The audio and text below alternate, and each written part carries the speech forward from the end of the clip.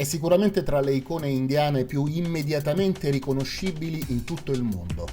Il pingue dio dalla testa di elefante che cavalca un sorcetto veloce come il pensiero. Il portatore di fortuna e illuminazione, colui il quale ha trascritto il Mahabharata e che ha sconfitto il demone Mushikasura. Il dio dalle due madri e dai due corpi, la cui pancia contiene gli universi e la cui proboscide rimuove ostacoli sia mondani che spirituali. Il suo sguardo benevolo ci guarda dalle statuette dei negozi, dagli adesivi applicati sui tuk-tuk in tutta l'India, ci guarda dalle magliette delle ragazzine nel campeggio, ci guarda dalle tazze di tè che sono riposte nei pensili delle nostre cucine. Orecchie grandi per sentire meglio, occhi piccoli e socchiusi nella concentrazione. 4 braccia che richiamano le 4 fasi della vita e i 4 scopi di ogni uomo. Ha una singola zanna, che però racconta almeno 3 storie, se non di più. 1000 attributi, 108 nomi ed un'unica effigie, inconfondibile. Oggi parliamo di Ganesh, Vinayaka, il dio del successo e della sapienza, colui il quale rimuove tutti gli ostacoli.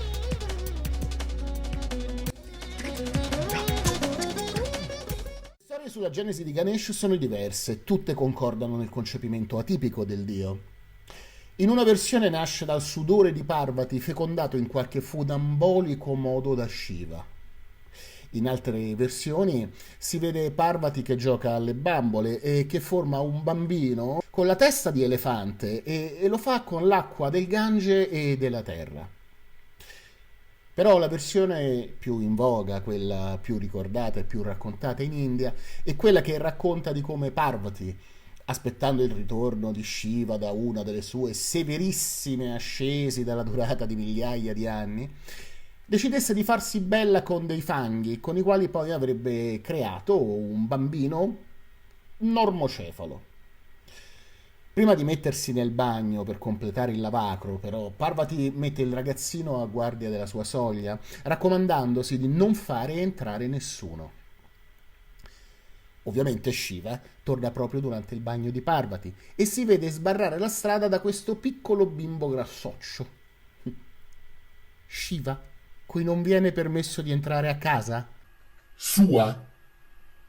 Ovviamente il dio, che non è proprio il più pacifico nel pantheon induista, anzi gli stacca la testa col tridente proprio mentre Parvati esce dal bagno.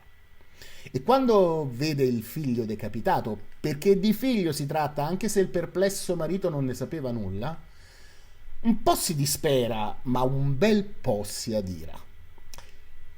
E siccome Parvati, la figlia della montagna, è suscettibile di diventare Durga, o peggio Kali, del piede della quale il marito porta l'impronta sul petto, memoria di una volta in cui il dio si era dovuto frapporre tra Kali e l'universo affinché quest'ultimo non venisse distrutto. Insomma, Shiva incarica i suoi servitori, i Gana, di andare sulla terra per trovare una testa da riattaccare al ragazzino. E questi tornano con una testa di elefante. Shiva gliel'attacca e a quel punto tutti sono felici e la famiglia perfetta è formata. Ma anche la storia per cui Ganesh ha la testa di elefante non si fermano qua. Quella più popolare è quella che abbiamo visto, però c'è anche l'episodio di Shani, in cui si racconta che costui, che è un Saturno indiano, un dio vedico che in questo nostro tempo è relegato nella cadetteria delle schiere celesti induiste, si recasse a benedire il pargoletto di Parvati proprio su insistenza di quest'ultima, e non tenendo però conto che lo sguardo del dio disintegra le cose su cui si posa. Anzi, in realtà, secondo alcune fonti, le smaterializza per farle viaggiare attraverso tutti gli universi e farle così ricongiungere con il corpo celeste di Krishna.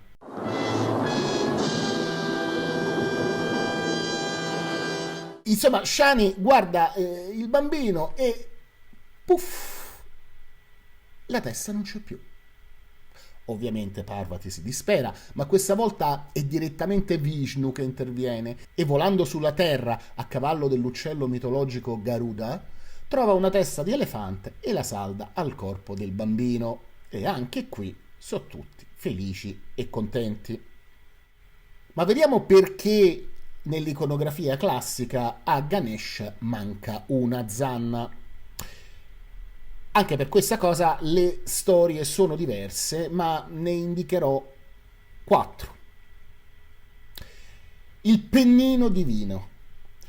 Come probabilmente molti di voi sapranno, anche grazie al film di Peter Brook, prima opera teatrale e poi film di Peter Brook sul Mahabharata, è proprio Ganesh che scrive sotto dettatura velocissima del poeta mitologico. E per non perdere il ritmo della narrazione, Ganesh, una volta rotto il pennino, si stacca una zanna e la usa come pennino. La luna è inopportuna. Ganesh si stacca una zanna e la tira verso la luna maledicendola. Rea quest'ultima di aver riso di lui la volta in cui, disarcionato da Mushika a causa di un serpente che l'aveva spaventato, gli si era aperta la pancia e tutti i modak che si era mangiato in una cena con Kubera, un brutto dio molto brutto ma anche molto ricco e ospite molto generoso, tutti questi modak si erano sparsi per il selciato. Ganesh, secondo questa storia, non si perde d'animo, prende i modak, se li rinfila in pancia, poi usa il serpentone che aveva spaventato Mushika disarcionandolo e lo usa come cintura e non fare uscire i modak. Il problema è che in tutta questa storia Chandra, cioè la luna, ride di Ganesh. E Ganesh, che in generale è un personaggio non particolarmente incazzoso a differenza dei genitori, maledice la luna, si stacca la zanna, la tira verso la luna creando i vari crateri e le varie macchie visibili e la maledice, impedendolo di essere perennemente visibile e di irradiare il mondo con la sua luce e condannandola alle fasi lunari. La ragione di questa maledizione è il motivo per cui a Chaturthi non bisogna guardare la luna. Un'altra versione è sempre la soglia, ma non della moglie. Anche in questo caso Ganesh monta la guardia alla pace di un genitore, questa volta però alla meditazione di Shiva, che non deve assolutamente essere disturbata. Arriva l'incazzosissimo Parashuram, il Rama con la scura, nonché sesto avatar di Vishnu, una sesta reincarnazione di cui parleremo in seguito, che vuole conferire con il dio. Ovviamente Ganesh non lo fa passare e offre la sua zanna alla micidiale ascia di Parashuram, donatagli da Shiva. Ma donandogli quella zanna fa aprire gli occhi a Parashuram, che costernato gli dona la sua ascia, che infatti nell'iconografia classica Ganesh reca in una delle 4 mani, e pone fine così sia a un combattimento di fatto mai esistito, sia all'astio nei confronti della divinità. Il mango della discordia. Anche questa storia è strettamente legata con una leggenda molto popolare in India, legata a Ganesh, volta in qualche modo a metterne in luce la grande saggezza e anche una certa furbizia.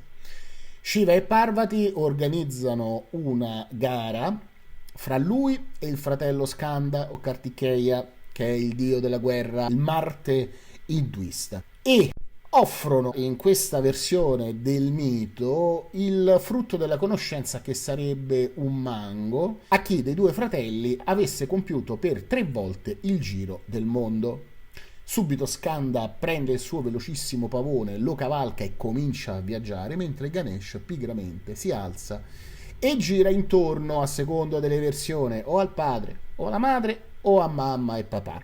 Ci gira intorno 3 volte, come a voler dire che o Shiva è tutto il mondo, o il principio femminile Shakti tutto il mondo, oppure la famiglia divina da cui lui proviene è tutto il mondo. Sta di fatto che quando Skanda ritorna ha perso la scommessa. Ha vinto Ganesha, mangia questo mango e si spezza una zanna mentre prova a nutrirsi di questo mango qui. Il veicolo.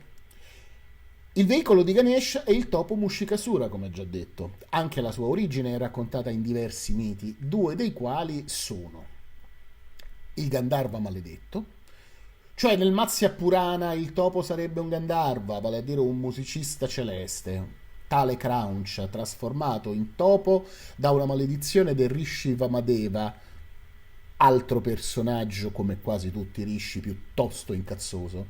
Il roditore gigantesco portava distruzione sulla terra finché Ganesh non lo sottomise con il Pasha, che è uno dei suoi simboli che reca in una delle quattro mani, trasformandolo così nel suo veicolo. Nel Ganesha Purana invece Mushika sarebbe una trasformazione del demone Mushikasura, che aveva sconfitto in battaglia persino Agni ed Indra, grazie a un dono di Shiva che aveva ottenuto come premio per un'ascesi severissima. Affrontato da Ganesha, gli si sottomette volontariamente, rinunciando alla sua ibris per diventarne la cavalcatura. La cavalcatura di Ganesh ha un altissimo valore simbolico e rappresenta l'intelletto che cavalca l'istinto. Simbologia. Nell'iconografia, come anticipato in precedenza, Ganesh ha quattro mani e reca in queste quattro mani quattro oggetti. Essi rappresentano i quattro scopi Dharma, Artha, Karma e Moksha, che sono l'ascia di Parashuram, che abbiamo visto nel mito che vi ho testé raccontato, che indica anche la capacità, però, da un punto di vista di simbologia, di recidere i legami con il sensibile e ha a che vedere con l'arte. La ciotola di dolci, golosità, ma anche benessere, dolcezza e abbondanza, che ha a che vedere con il kama. Poi il pasha, un cappio con il quale il principio umano e intellettivo domina la brutalità dell'animale. E infine un loto che è purezza e illuminazione e ha a che vedere con la moksha, cioè con l'abbandono. Un paio di curiosità. La prima ha a che vedere con un grande intellettuale indiano, nonché psicanalista, e si chiama Sudhir Kakar, è amico di Naipaul, un personaggio molto influente nella cultura indiana. Sudhir Kakar ha coniato il complesso di Ganesh. Nel 2008 egli ha usato la locuzione complesso di Ganesh per indicare una declinazione indiana dei rapporti genitoriali. Cioè, se Edipo, secondo la nostra tradizione, uccide il padre, Ganesh si autocastra per eliminare i sentimenti competitivi nei confronti del padre. E così l'autore, in un articolo su una rivista specializzata, dettaglia la questione. In altre parole, ciò che io chiamo complesso di Ganesh inverte la causalità postulata psicoanaliticamente tra le fantasie di parricidio e figlicidio, e caricata con la paura di figlicidio o con la castrazione del figlio da parte del padre come soluzione della competizione tra padre e figlio, piuttosto che la colpa edipica del parricidio. Una perdurante inibizione genitale, Ganesha il bambino perpetuo, e la rinuncia a tutti i sentimenti competitivi con il padre. Sembra essere questa la soluzione indiana tipica al complesso di Ganesh. Un'altra curiosità ha a che vedere con una tradizione bengalese che è chiamato il Kola Bow, cioè il matrimonio con il banano. Viene celebrato durante il 7° giorno della Durga Puja ed è una tradizione soprattutto bengalese, ma che ha attecchito molto anche nell'India meridionale. Prende le mosse dal timore di Parvati Durga di avere un figlio non abbastanza nutrito dalla moglie, cosa che ci dice anche il tipo di ingerenza che ad altre latitudini le suocere hanno nei confronti delle nuore.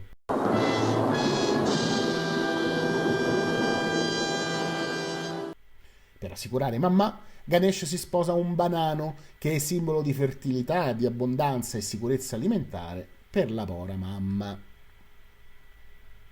In buona sostanza, un giovane banano viene avvolto con un sari e gli viene messo accanto un simulacro di Ganesh. Da un punto di vista simbolico, il banano assomma in sé tutte e 9 le Nabapatrika, le 9 piante il cui insieme è necessario per celebrare la Durga Pugia. Bene, caro etere, grazie di essere arrivati fino a qua, spero che il video sia stato di vostro gradimento. Fatemi sapere cosa ne pensate nei commenti e ci vediamo la prossima volta. Baci e abbracci!